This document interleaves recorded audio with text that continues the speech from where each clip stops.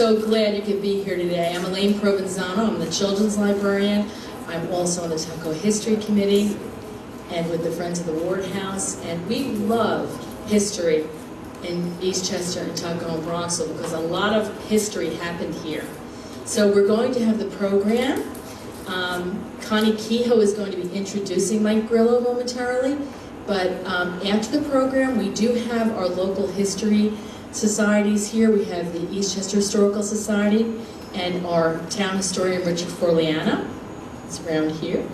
And we have our Tuckahoe historian, Nicholas Cinzano. We have Tuckahoe History Committee there. And we have a Friends of the Ward House table as well. I wanted to remind you to please turn your phones, silence your phones. We are filming this. So we want to make sure that there's no interruptions. So I am going to hand the program over to Connie Kehoe from Revolutionary Westchester 250th, who sponsored this program. We're very grateful for all that they do in our community to get ready for this wonderful event. 2 years. So, Connie Kehoe. Thank you so much, Elaine. And it's great to see all of you. A lot of friendly faces, Mary Ann, others. So, before I have the pleasure of introducing Mike Grillo and the camp followers, I am going to ask Mary Ann Joyce, who's Deputy Chief of Staff for State Senator Shelley Mayer. And she has a little surprise to announce. Good afternoon, as Connie said. My name is Mary Ann Joyce, and I'm happy to be here on behalf of State Senator Shelley Mayer, and very much looking forward to the program. And I just want to thank all of you for all the work you do to ensure that important events in history, in particular our local history, are not forgotten, and all the work you do to pass your knowledge on to future generations. And I'm here also very happy on behalf of Senator Mayer to present this commendation to Michael Grillo for all his contributions to this effort.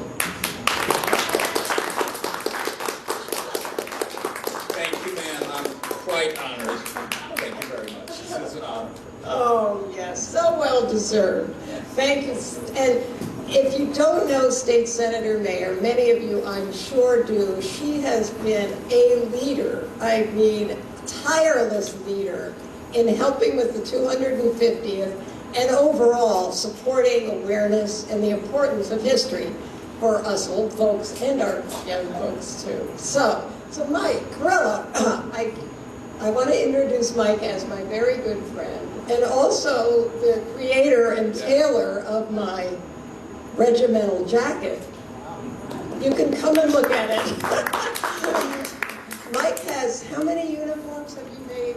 I would say to date about 26 outfits. Okay, so an accomplished tailor as well as a historical interpreter for, I'm going to say, 30 years? I would say 30 years now, yeah. I started in '94. Okay. So, all the kids he has talked to, especially at the Van Cortlandt Manor House in the Bronx, where, I don't know, thousands of kids must have come through. I would say annually about 6,500 to 7,000 students would come throughout the New York City school area. Just before I left there, before COVID hit, we were starting to get students actually from Lower Westchester County as well. Wow. So ever since I got into this 5 years ago, one of the first people that befriended the project of ours, which is building awareness of the upcoming, as Elaine said, 250th anniversary of the American Revolution. Now, some of you, I am sure, are old enough to remember the bicentennial. You could raise your hand if you remember the bicentennial. Aha! But the young folks have not. So they are going to experience in 2026 something like the memories that you've probably had all your life about that important memory, commemoration of the American Revolution. And we're doing it again. So we're going to need everybody. And a lot of people on board. We've had many donors. We've had many supporters and volunteers. And the Ward House folks, raise your hands back there, Ward House folks. You have to help them because that is preserving our history. So, with that, I'm going to let us time travel back to another time when the recruiting sergeant will have to tell you about the life of the Continental Army. And I don't know, he might be able to recruit a few. So, thank you. Thank you, Mike. And you're welcome. Well, thank everyone for coming here this afternoon. So let's give you the time frame. Okay, today's date is the 27th of January. For me, it's the year 1780. And of course, the war's been going on for at least 5 years, if you count Lexington and Concord, before we declare our independence from Great Britain. My name is Sergeant Michael Cricket. But before I get started, I'm going to read a little something off to you. It's a broadside. Broadsides are advertisements. That's how they looked for soldiers during this time period. It's a tradition that goes back to Europe, and especially Great Britain. You go to a tavern, you'll see signs just like this posted, either on the side of the building, on the outside by the door, or inside a common room of the tavern. This one simply says, "Take notice, any gentlemen or others who have a mind to serve in the 1st New York Regiment. If any apprentices have severe masters, any servant too little wages, any children undutiful parents, or any husband too much wife, let them repair to the Commons on the Albany Post Road, and you shall receive a bounty of $3. God save the Congress, and God save General George Washington." This is how I got hooked into joining the Army at the time. Now, at the time, I was living in the village of New Utrecht out in Long Island. I'm a tailor by trade, as you know, because I made Colonel Kehoe's regimental coat over here and many others, and I was doing pretty well. Now, was I born here in the colonies? No. I was actually born in Surrey along the Thames, just like another gentleman I'll talk about a little bit later on who lived here in your village around this time. And when I was about 19, 20 years old, that's when I decided to immigrate to North America. There's a lot of different reasons why people would immigrate here, depending on which colony they went to as well. Some would go to a certain colony for religious liberty.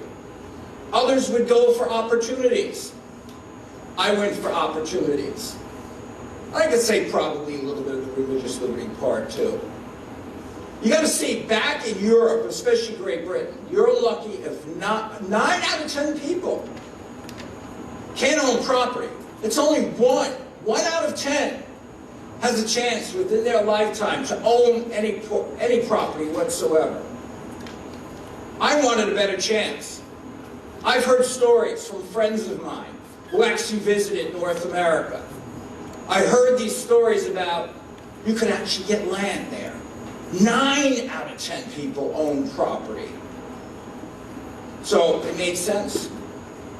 I'm going to go to North America. So when I arrived in New York, there was a little war that was going on.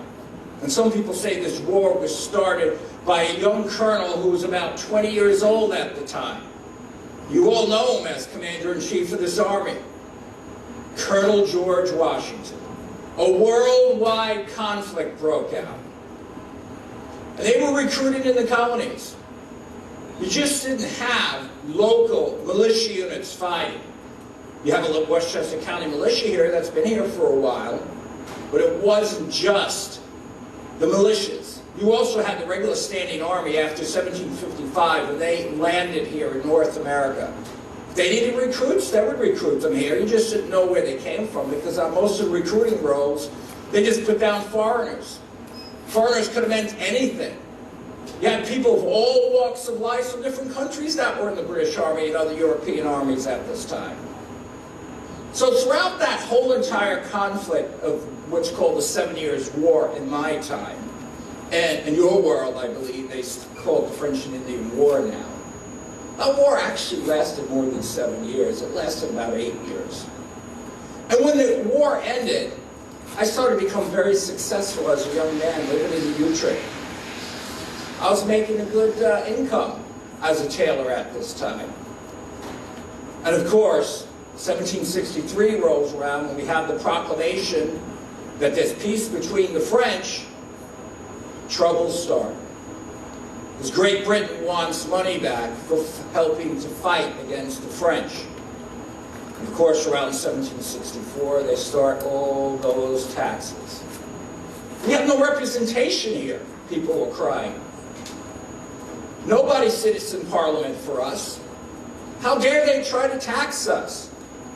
So some of those taxes, after a while, they were repealed.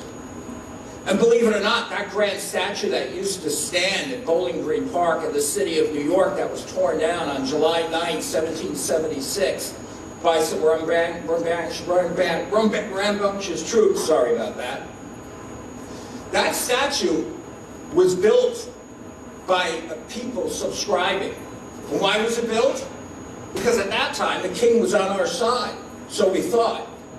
And that statue didn't last long at all. Because by the time it arrived and by the time it was constructed at a foundry in London, it wasn't put up in that park till 1771. So that statue only stood there for maybe slightly under 5 years.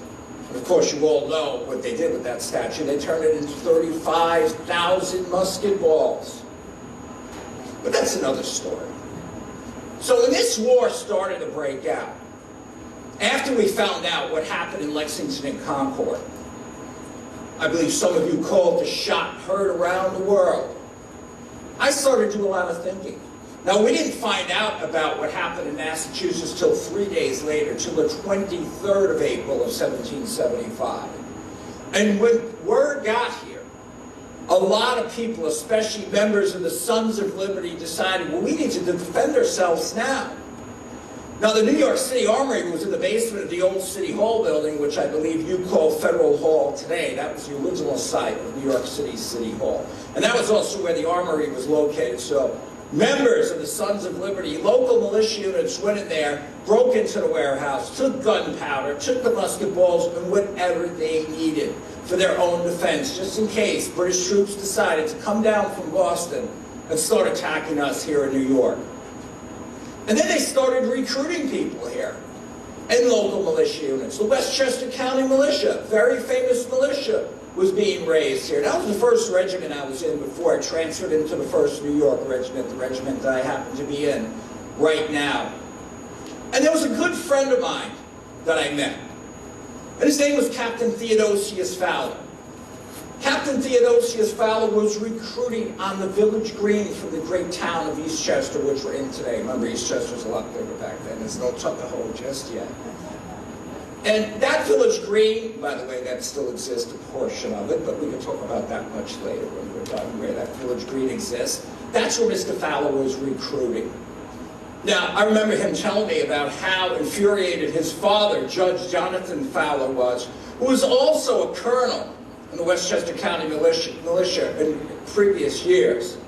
They didn't speak to each other ever again when he joined the Continental Army in March of 1776. So this war is not only turning into a rebellion against Great Britain for separation, so we're not calling it a revolution yet. They start doing that maybe a century later or so. You have fathers against sons. Remember, we all don't always agree. We don't agree with our brothers sometimes. We don't agree with our fathers or mothers. Sisters don't agree. Same thing's going on with this discussion of independence from Great Britain. So that's just one prime example, the Fowler family. But that's okay. In the end, when it came time for them to pass from this world, they were in the same underground burial vault. They're still together somehow, even though they may never have spoken to each other ever again. Another family from the village that comes to mind also is the Ward family. There's a picture of the house there as well on that banner. Stephen Ward. He's commissary to the Continental Army. He's supplying cattle, food. He's a patriot in our eyes. His brother Edmund thinks otherwise. Edmund Ward is loyal to the British Crown. During the British occupation, he flees to New York City. His poor wife, Phoebe Ward, is left behind. She's writing letters to her Brother-in-law, well, where's my husband? I want to be with him. I'm left here alone to take care of this farm all by myself. But imagine, you're at odds with your neighbors. Maybe your best friend doesn't want to speak to you ever again because you're siding for independence. Maybe your father decides, I have nothing to do with you, I disown you.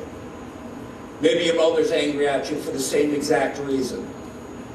This is what's going on. So who were some of the common people that actually joined the Continental Army at this time? Well, these are just average people.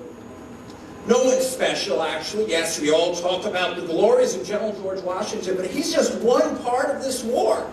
He's the commander-in-chief. Yes, he's the leader. He's the important part, but think about the soldiers.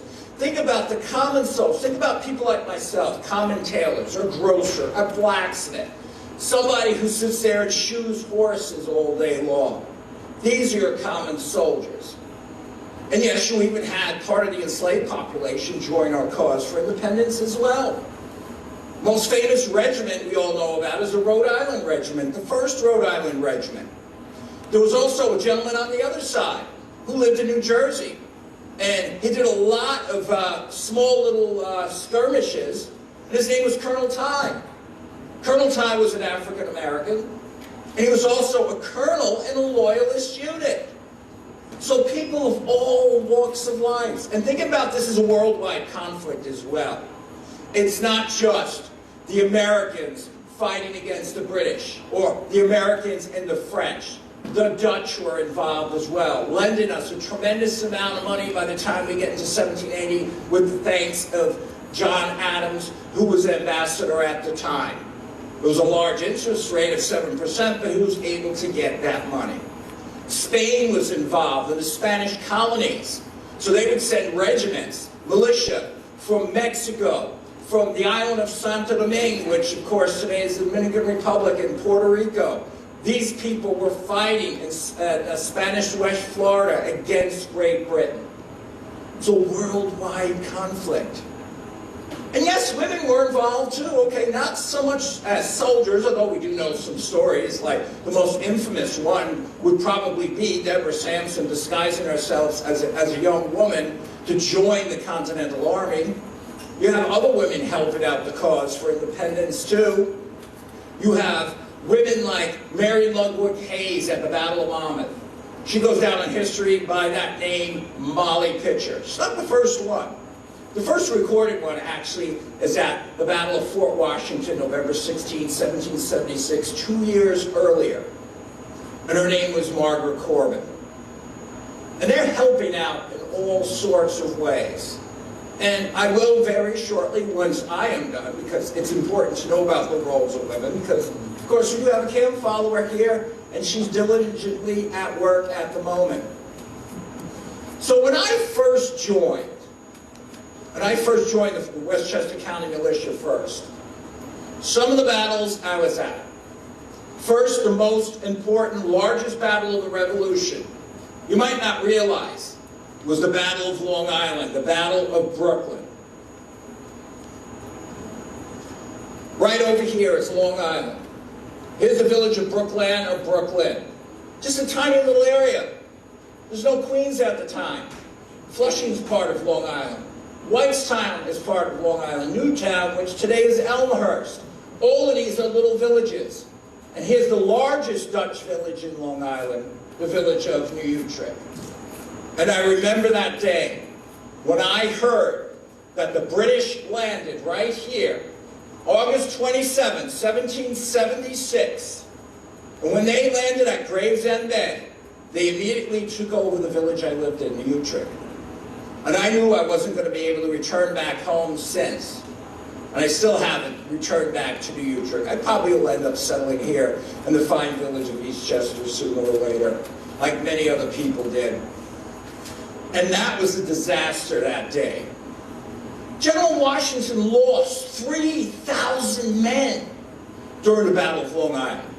Could you imagine losing 3,000 men out of the 9,000 men that you happen to have there with you? Great Britain has 33,000 troops. Some come from the Principality of Hesse and Kassel, which today you would call Germany. Outnumbered 3 to 1. Now, Washington had a dilemma then. What am I going to do?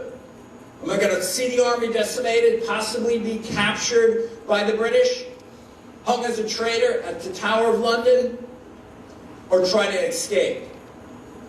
He took the route of escaping. Not because he was a coward, he's trying to save the army. Following morning, the 28th, right over here in the village of Red Hook, he meets up at the Red Lion Inn. He has a discussion with his officers. And one key officer that saved the army 3 times up to the Battle of Trenton came from Massachusetts. Colonel John Glover from Marblehead. He's a sailor. All the men in his regiment, the 14th Continental Regiment up there in Massachusetts, are sailors. And he promises, I'm going to evacuate each and every one of those American soldiers left off of New York, off of Long Island. And he keeps his word. The following day, a huge storm comes into New York Harbor. Now keep in mind, in New York Harbor over here, there's 150 British man of war. 150 warships there. With fog rolled in, so they couldn't see what was going on. Glover was smart enough to muffle the oars by tying rags around them, so instead of, you're not going to hear them squeak when the oarsmen are pulling back. And during that whole entire night, they were able to evacuate all those troops. I was on one of the last boats that left. And that's when General Washington decided himself, now it's time for me to go. He waited for every man to get on board. And then for about a week and a half, our job was, as common soldiers, to fortify the city of New York. Now keep in mind, the city of New York is down over here, the lower tip of Manhattan Island, below Canal Street, or as it was called, Chatham Square, named for Earl Pitt. There used to be a statue of him right there. Park still exists by the same exact name. Week and a half we had to fortify the city, because we knew sooner or later, once the British are done with their operations in Long Island, their goal is to take New York City. Now, why do they want New York City? Why do they want the lower Hudson Valley? Simple. They want to control the Hudson River. If they control the Hudson River, they control all communication between the northern colonies, the southern colonies, and most importantly, the supply lines. A week and a half later, 15th of September, the British land, and they take New York City without a fight. Another grouping lands over here in Kips Bay. Now to get an idea where Kips Bay is, think about the FDR Drive in your world. From the streets between 31st Street and 42nd Street, that area was called Kips Bay. There was a large buckwheat farm, probably owned by the Murray family. And I remember standing there as well with some of the other regiments, the other militia units that were with us, and some of the Pennsylvania regiments. A lot of young men were out there. Could you imagine yourselves at the age of 15, 16 years old, standing against one of the strongest army in the world and well-equipped and trained? And you probably were there a week and a half earlier at the Battle of Long Island, seeing your comrades shot, killed, or wounded on the battlefield, or captured. And you're there, you're probably nervous, you're probably scared. A lot of those men turned and ran the second they saw those British troops come ashore at Kips Bay. And they ran up the Albany Post Road. Washington in the background, I remember seeing him on horseback. He's yelling, screaming, waving his sword over his head. And I believe I heard him, these are the men which we're expected to defend our liberty with. He was infuriated seeing these men flee. But I, as a common soldier, I can understand why some of these young men probably ran away. I tried to hold my ground the best I can, but I got caught up in the frenzy of people running away and being pushed aside. That following day, though, on the 16th, those regiments that were running, they all redeemed themselves then. Right over here in the village of Harlem, the Battle of Harlem Heights. There's Highland soldiers, the Highland Brigades, and the service of the British Army meet up with us. We're holding our ground finally. Those young men are no longer scared. And they hold the ground just long enough so Washington can take 6,500 of us up the Albany Post Road, cross Spite and Dival Creek, up to the village of Little Yonkers, up to Upper Yonkers, to the Miles Square Road, and finally to the Old Army Road, trying to make escape all the way up to White Plains. The British are pushing us out of New York, and they're pushing us very hard. I've seen a lot of good friends of mine just disappear, never seen them again. I remember losing my backpack with all my personal belongings after we fled from Kips Bay as well. But at the same time, the Army's being split in half. Washington has half of his troops over here. Remember that gentleman, Colonel John Glover? Here he is again. He's at Split Rock. He's by that old church, the old church of Eastchester, which is called St. Paul's. And he's there looking through his spyglass. And he sees British troops landing under the command of Admiral Richard Howe. He sends about 750 men down to pull them back, just long enough so Washington could get us further north and finally get to his goal, to the city of White Plains, and encamp there to wait to face the enemy just again. The Battle of Pell's Point. Yes, it was a defeat for us, but it was a delaying tactic also to save Washington and the rest of the Army. These are just some of the things I've seen. And I remember up there in White Plains, the end of October 1776, the British or the Hessians are attacking us again. Thank goodness a rainstorm came, because who knows what would have happened to the Army. And then finally, a couple of weeks later, Washington evacuates us across the Hudson River into the Jerseys, making our way across. Now there's one fortification left on Manhattan Island, and that's going to decide if the British are going to come up here also and take over fully. And that was the Battle of Fort Washington. All the way up here, that fort that's there, where that woman, Margaret Corbin, was bringing water to the troops to cool down the cannons between firing. When her husband was killed, she takes over his job manning that cannon. Our very first Molly picture. Once that fort fell, the British controls Manhattan Island. And they still control it as far as I'm concerned, because remember, for me, it's 1780. Have another 3 years to go in this conflict.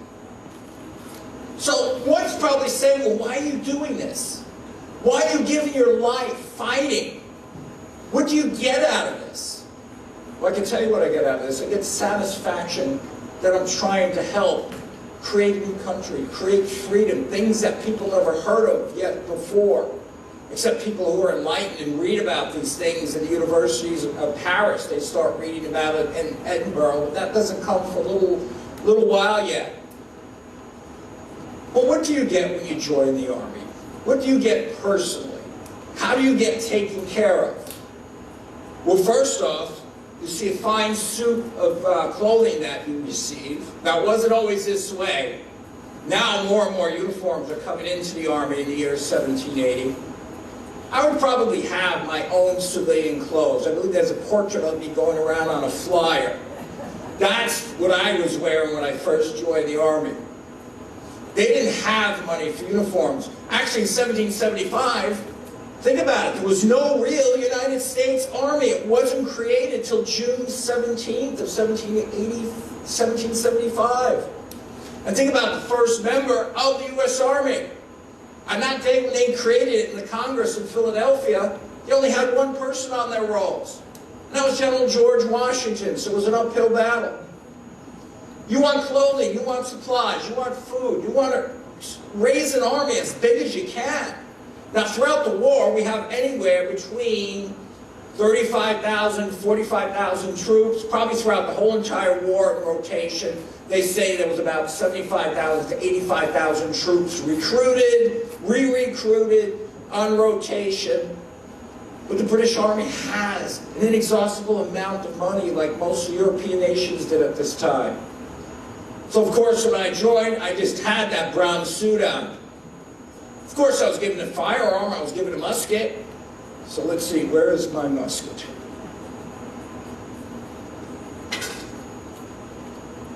The Brown Bess musket, manufactured in the Tower of London. Of course it's a British weapon. It's our culture. We speak English. That's what we're familiar with. General Washington's trying to raise an army along the same lines of the British Army. You would like to see everybody wearing the same uniform. Remember, it wasn't always so. Little by little, though, sure, they start creating uniforms, whatever supplies they have. What I'm wearing before you is the iconic uniform that you would expect a Continental soldier to wear.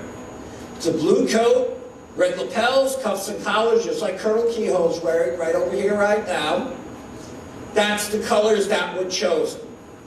Now, originally, General Washington wanted everybody to wear blue and buff. So if you ever seen a portrait of Washington, it looks like that yellowish color that he has for his lapels, cuffs, and collars. And those colors were chosen for a very good reason in 1775.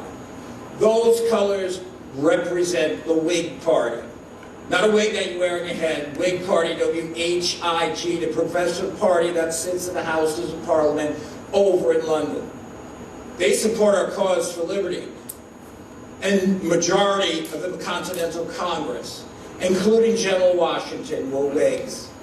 But the problem with trying to create that buff color, it cost a lot of money. So that's why later on it turns into a red color instead of a buff color. Now there's regiments in New York. Sure, the 1st New York Regiment wears what I'm wearing. So does the 2nd New York Regiment. When you get to the 3rd, they're wearing a gray coat.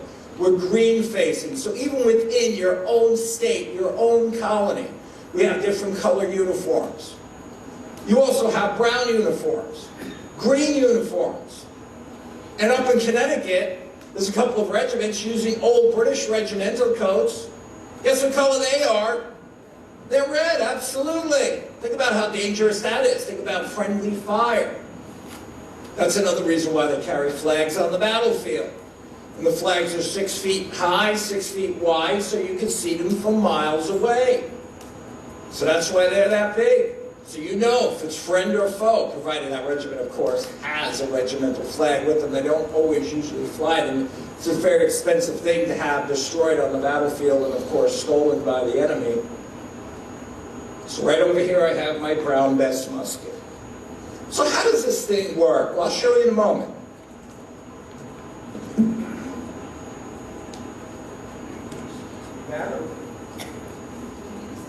Not yet. Grab my cartridge box.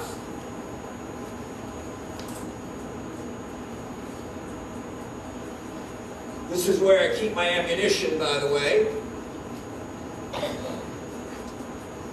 There'd be little paper tubes in here filled up with gunpowder, about this high, filled with gunpowder, a little lead ball tied on the bottom. That is your 18th century bullet. Sometimes the soldiers are responsible for making their own ammunition. Maybe given the supplies, maybe an old book to tear the pages out to make the cartridges. Maybe a pile of old newspapers might be available. A pound of lead per man, 1 bullet mold to share between your messmates. Now your messmates are the person who you cooked your food with, your rations.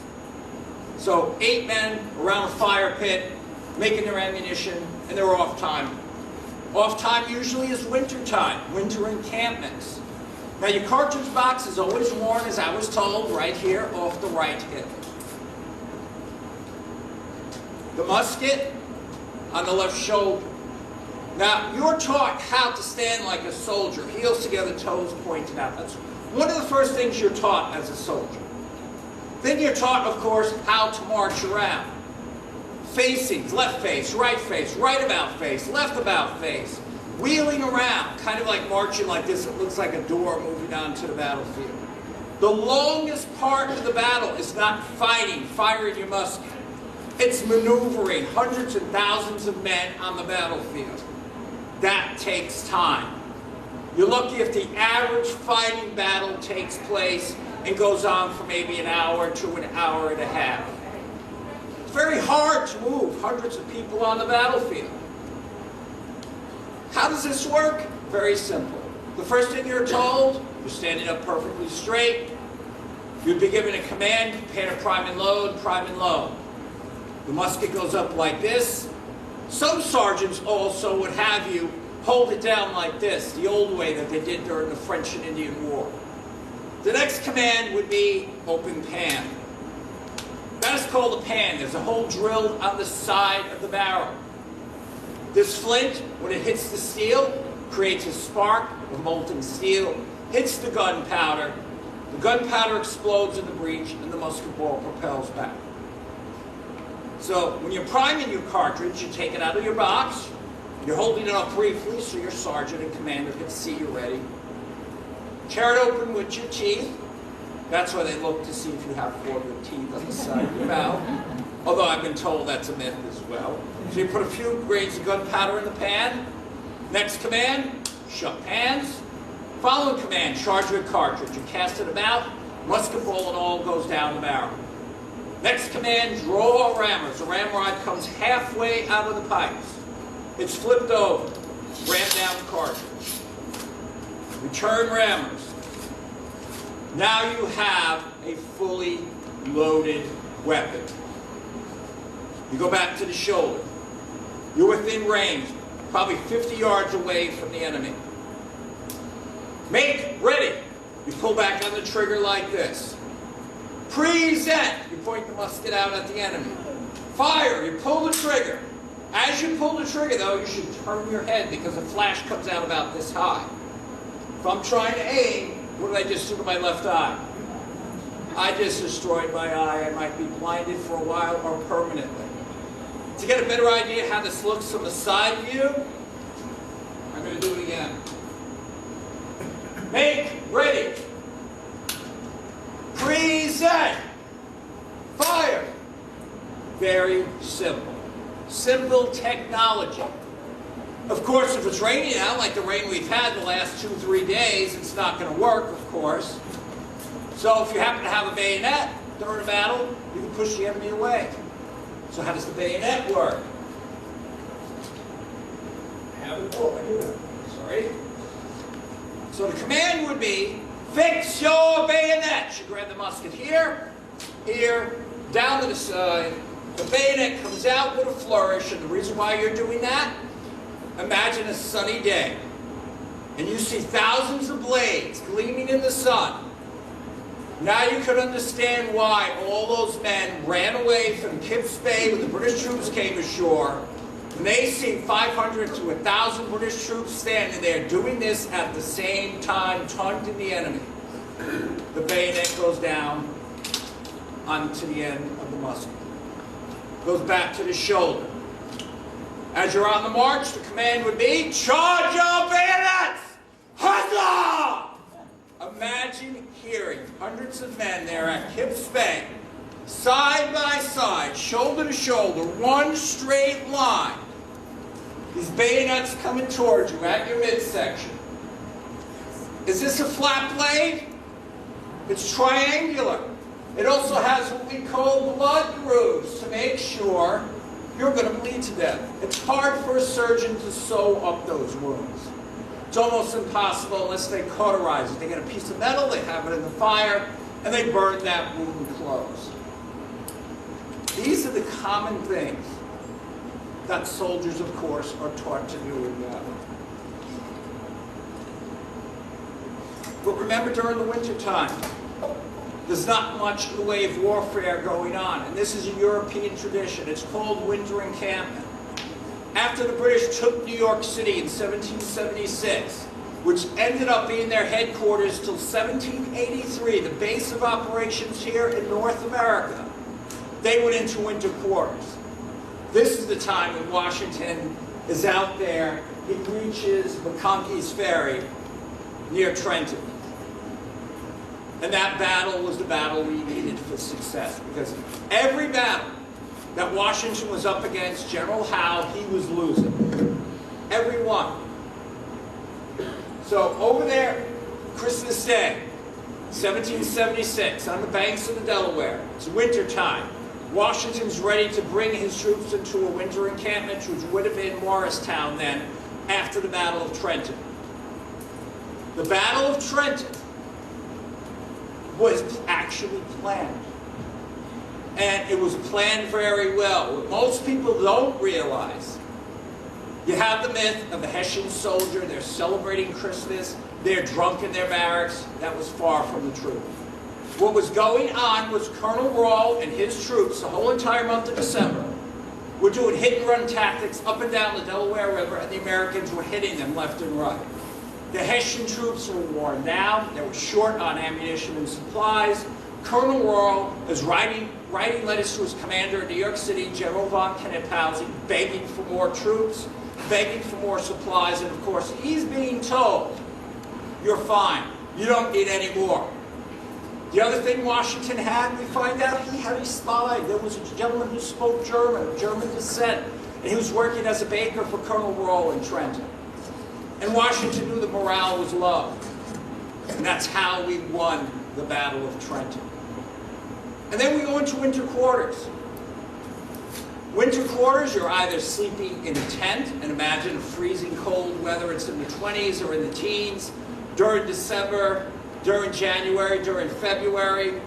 Now most of those tents are about, I would say about this high, maybe about 5 to 5.5 feet wide, and about 7 feet long. 7 to 8 men share one of those tents.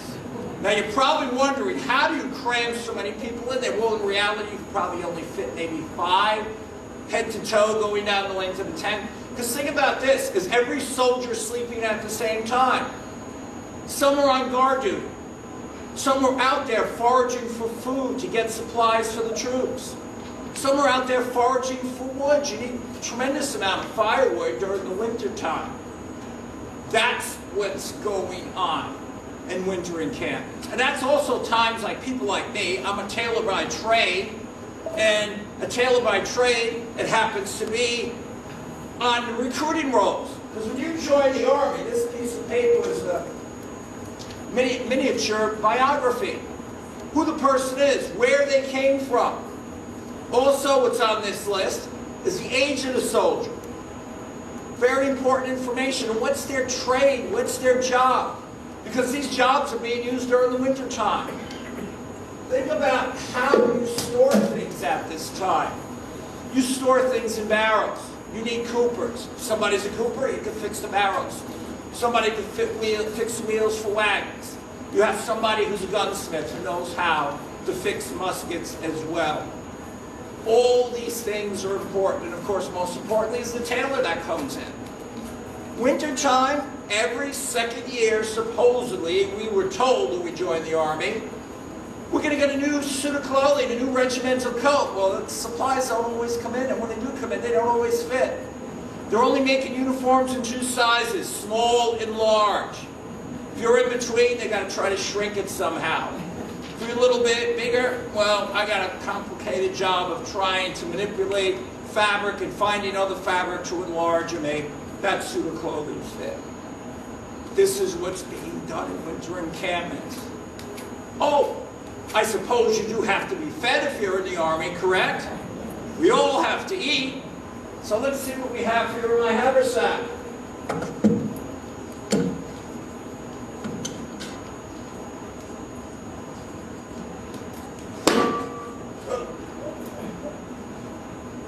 I'll get to that in a moment.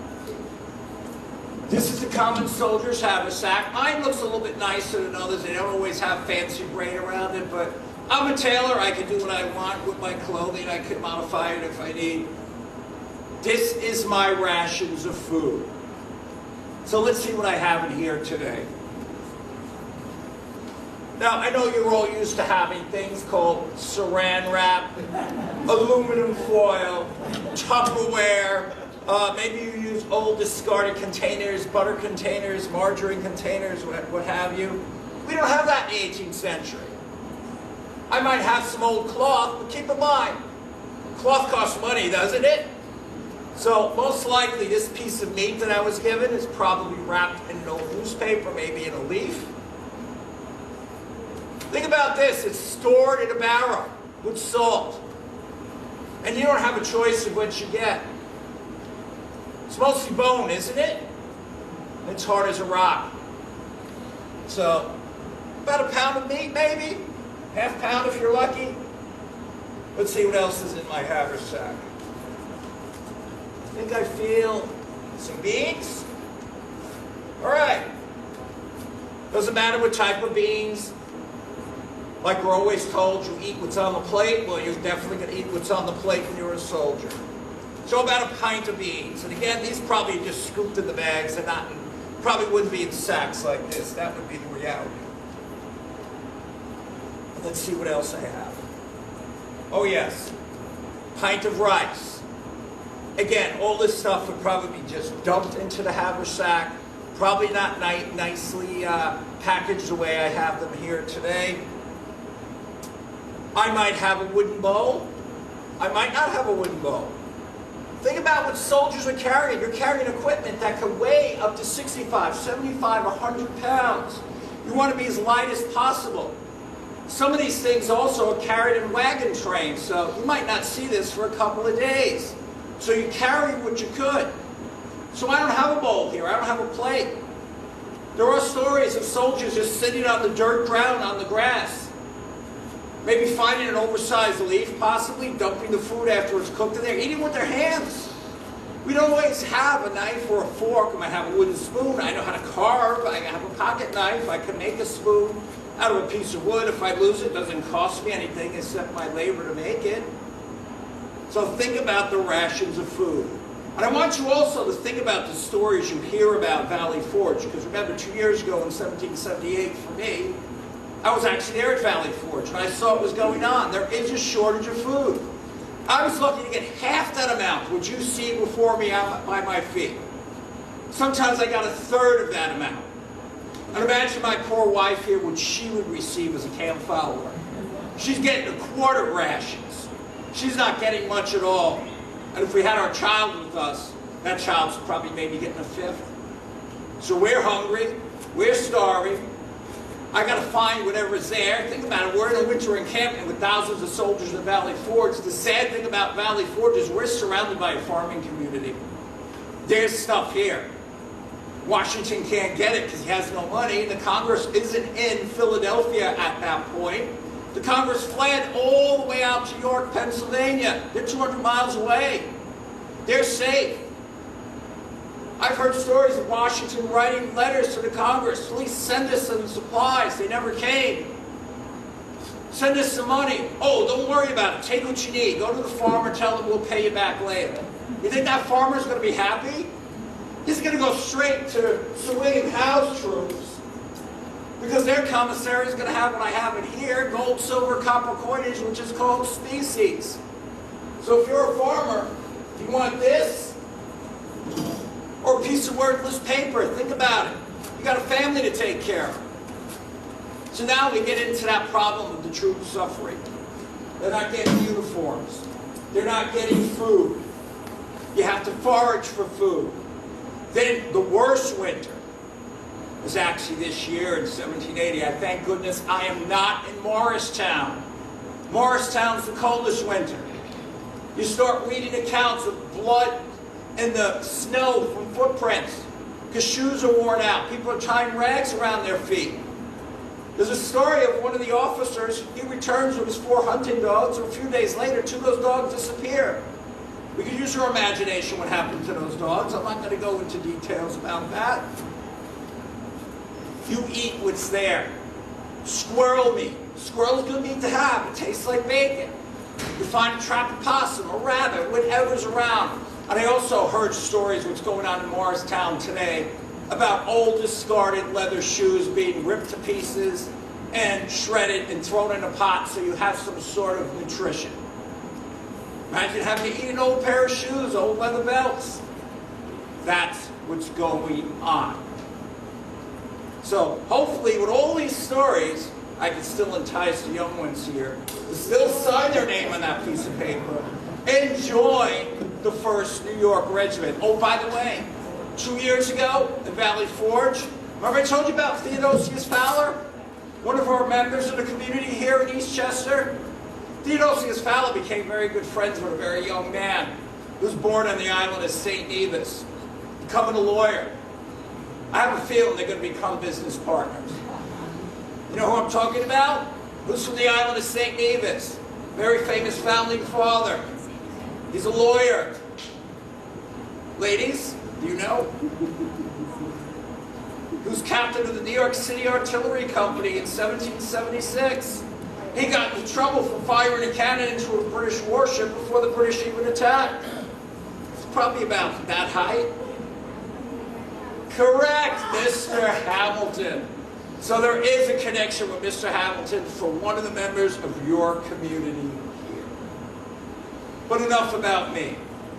Because remember, there are women here. And remember, as Abigail Adams said to her husband John, remember the ladies. So, madam? Dear husband, who have you been talking to this whole time? I've been talking to the people here in the village of Tuckahoe and Eastchester. We have visitors? Yes, we do. Oh, goodness. Please excuse me, I've been at my daily labors. As they say, men work from sun to sun, but women's work is never done. Well, I'm very glad to see that my dear husband has remembered the ladies as much as he can, being a lowly foot soldier. My history with my husband, we met in London. My family originally is from our wool capital in northern London, Norwich.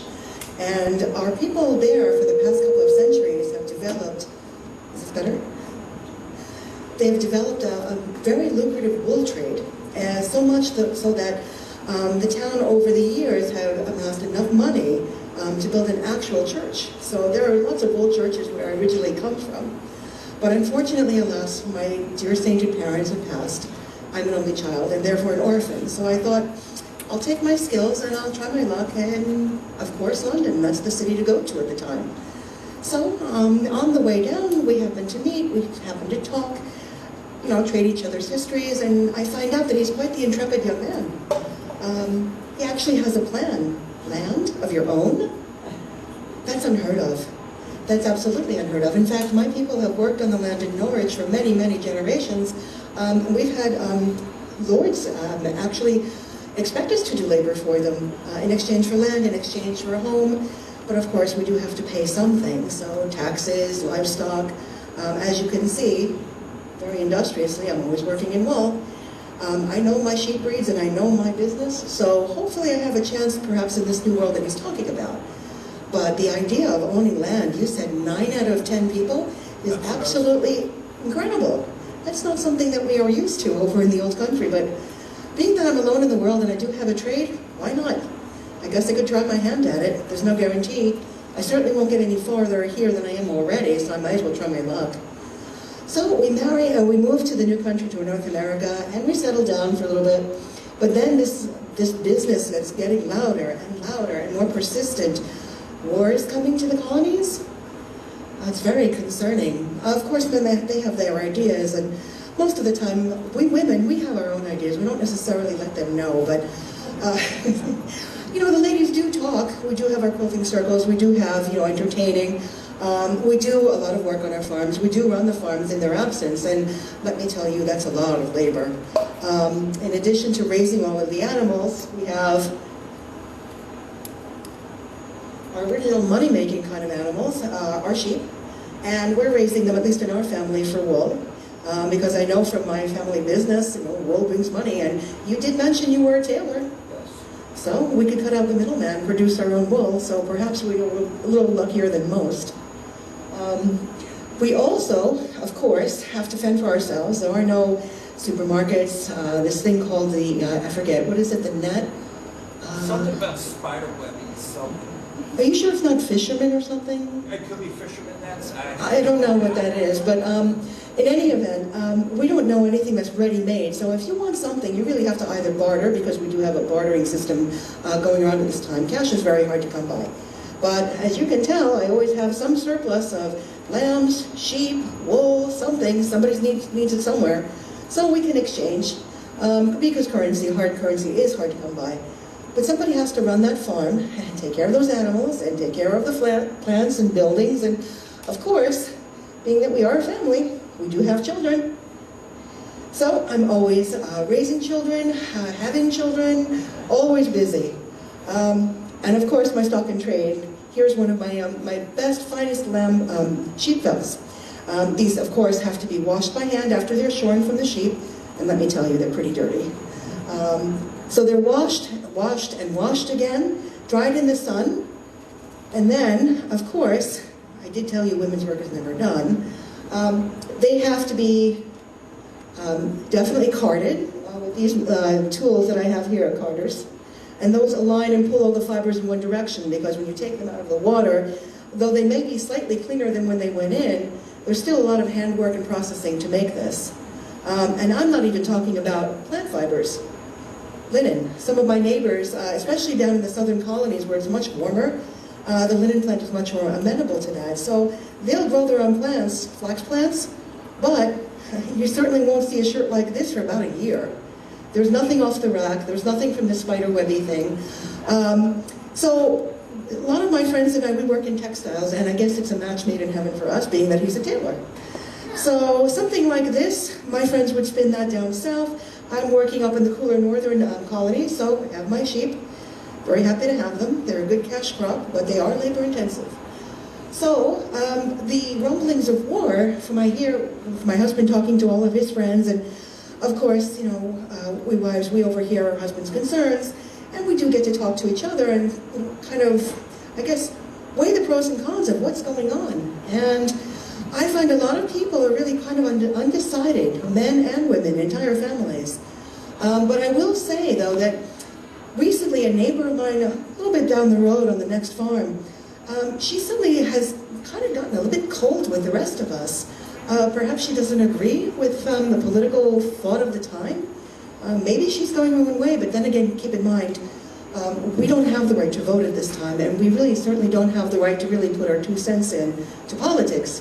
So it could be that she's just reflecting what her husband has kind of told her to I guess, support. It could be. It could not. We don't know.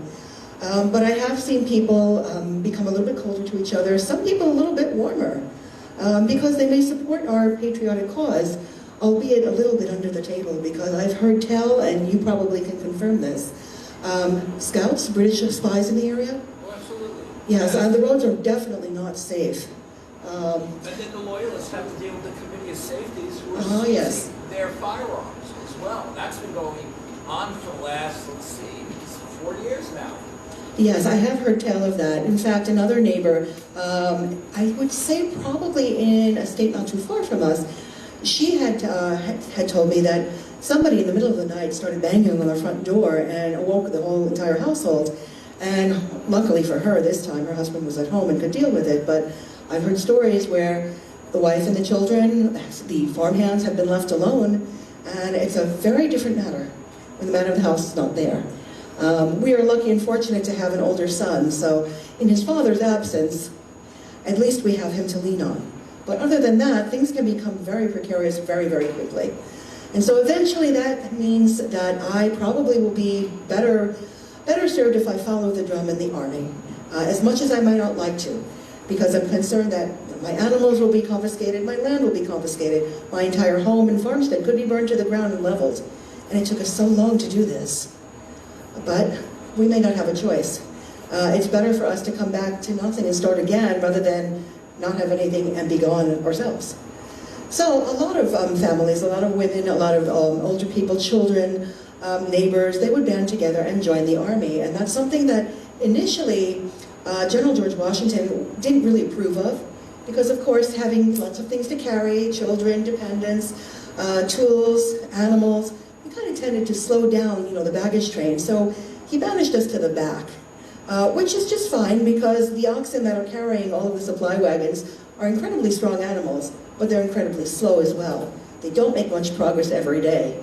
So, kind of when he's not looking, young children, the elderly, expectant mothers, they can ride up in the wagons. But of course, the minute the general finds out about it, they all disembark again.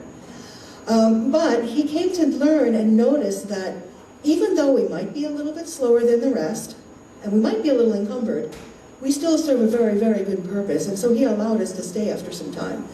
If we stay safe, and our husbands, our sons, our fathers, grandfathers, uncles, brothers, if they know that we're there somewhere, at least, and not left by ourselves to fend for who knows what, they tend to stay. Because a lot of times, depending, of course, on the seasons, a lot of them don't re-enlist. A lot of them sometimes abandon the Army completely. Hopefully they don't get caught for desertion, but that's another story.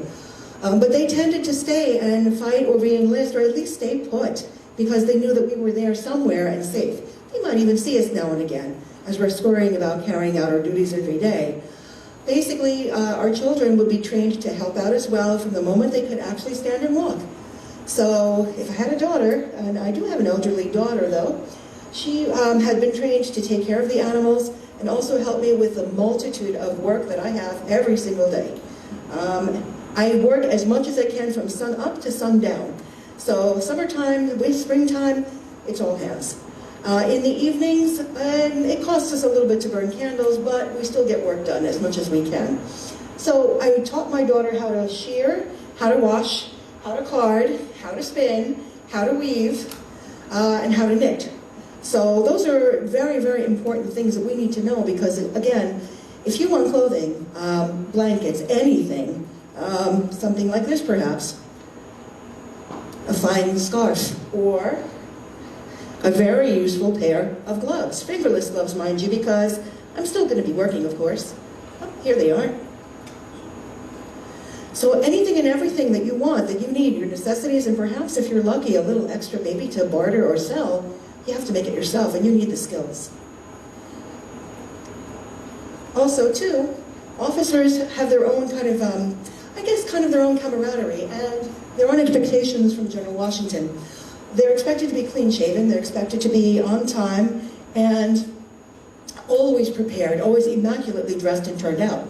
I understand the General absolutely abhors filth, does he not?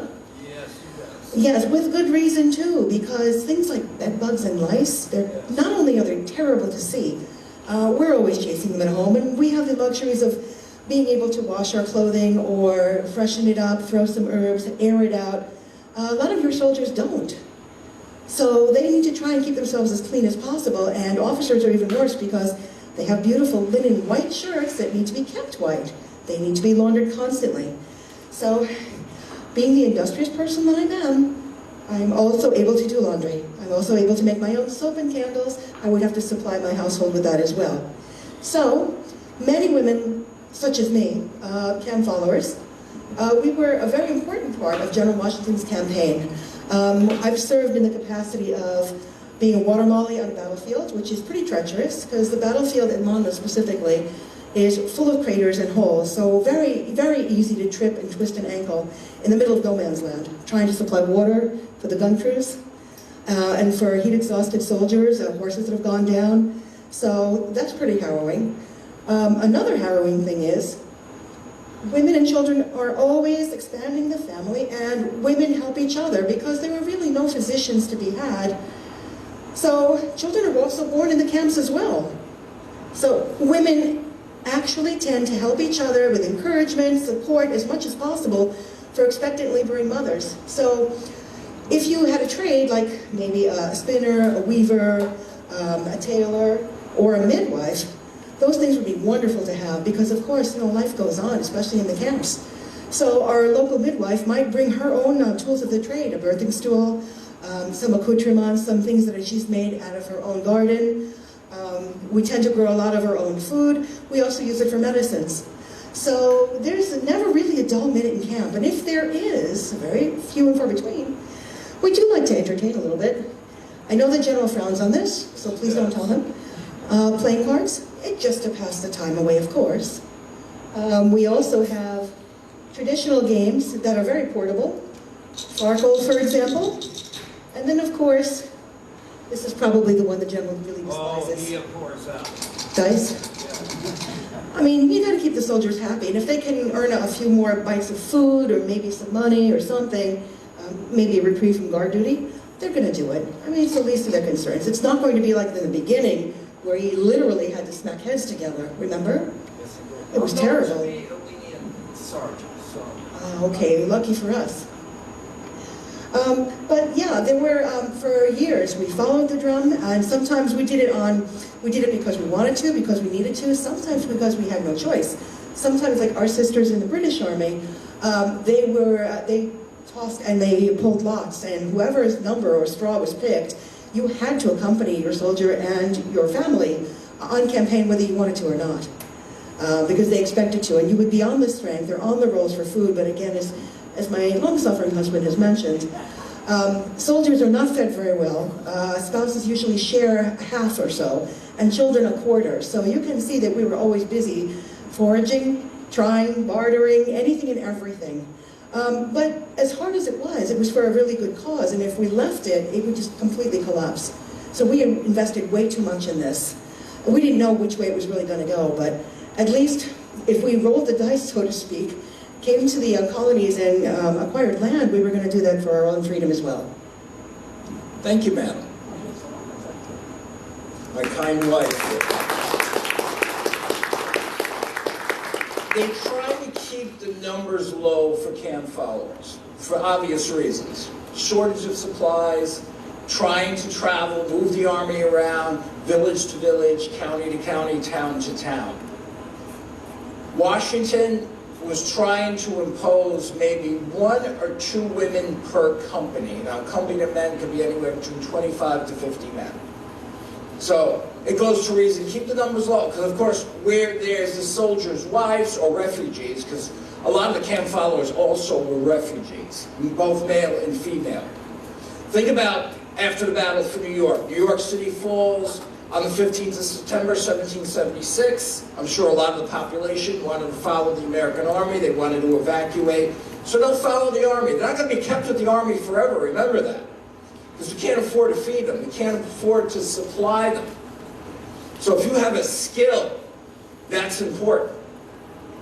You're a cooper, you're a blacksmith, you're a gunsmith. Maybe that's your civilian job. They'll keep you there. You have a soldier's wife. Of course, she'll be there as well. But keep the numbers low, and that was always the whole entire goal throughout the whole entire army. So I hope I covered a lot of important details for you.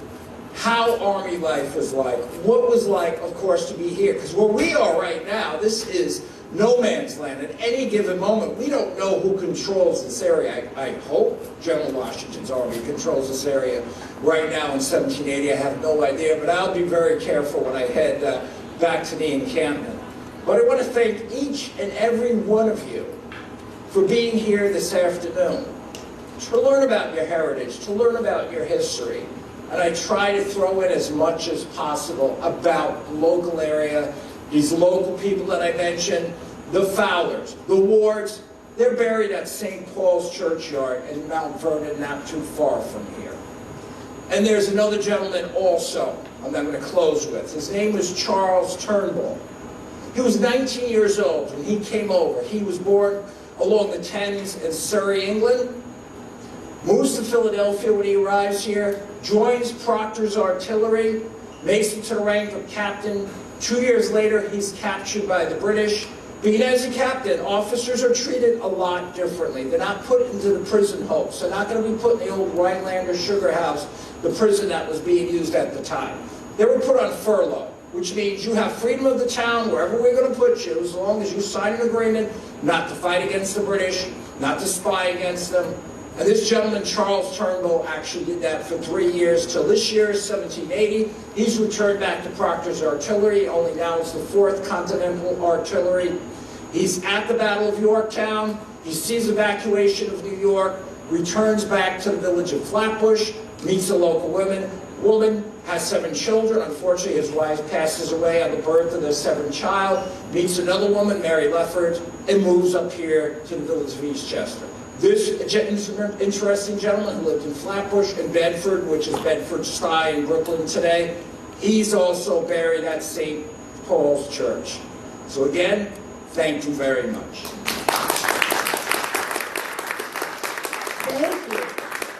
I assume there'll be a chance for some of these young folks to enlist. Elaine, if you'd like to come up, I think you said you have some other visitors here. Yes. We did have Senator Mayer who was paying great attention, but she left. Yes, we were so thrilled that Shelley Mayer could be here. And we also have Village Trustee Josh Gaccione here. So thank you so much for being here, Josh. And I am just thrilled to see all of the students that are here today from the schools. And can you raise your hand? Yes, awesome. So I hope that we can get a photo with all the kids, with General George watching, and I see them taking notes, which is really thrilling me. Not only are they here for this program, but they're taking notes. And I'm sure that you learned some new things today, right? Wouldn't you say so? And there's so much more to learn. So now, are they able to come up and see any of the things that you have? Absolutely. So you can. I need them to sign their name on Oh, the sheet of great. paper. And we want to thank Maria Grillo. We didn't get to mention Maria at the beginning. And Michael Grillo for their amazing performance. Please, the students can come up. We're going to take some pictures. And we also, please visit the historical societies and ask any questions, see some of the history that's in our village. So again, thank you, Connie, and for Westchester 250th, Revolutionary Westchester 250th, for this program. I want to thank everybody at the library. Richard Forliano, I did want to mention that we do have a program at the end of the month. But Richard, I think, why don't we let the kids come up and take a picture first, and then I'll make that announcement, okay? So you can get up and do that, all right? So thank you so much. Okay, the students want to come up, and we'll take a picture, and you can do the signing. And I know you need me to sign your paperwork as well. Thank you, Wade. You guys have to go pick. Yeah, take a picture. Let's take a picture. Yes. Oh yes, we have Tuckahoe marble in the back, so kids, before you leave, if you'd like to get an artifact, we do have Tuckahoe marble at the back there, okay? Let's take a picture.